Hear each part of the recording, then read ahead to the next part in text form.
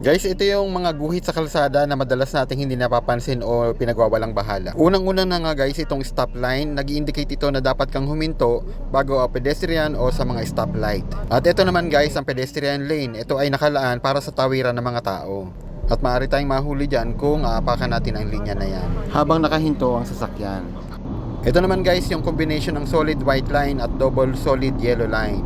Yung solid white line nagbabawal na pag-change lane, pero pwede naman kung clear and safe ang daan. Pero dahil nga ito ay combination, may double solid yellow line pa, ay nangangahulugan nga ito guys na absolute talaga na bawal kang lumipat ng linya daan. Katulad ng ginawa nitong truck. At pansinin natin guys, kapag may isang gumawa ng bawal dahil meron namang gumawa na nauna, ginagaya na rin ito ng iba. Katulad yan, halimbawa itong susunod na jeep, yan, ginaya niya lang yung ginawa ng truck, so lumipat din siya ng linya. At ito naman guys, kasunod yung bus naman ay gusto ring lumipat ng linya, kaya lang malapit na nga tayo, sobrang alanganin na, binusinahan ko siya at binusinahan niya rin ako.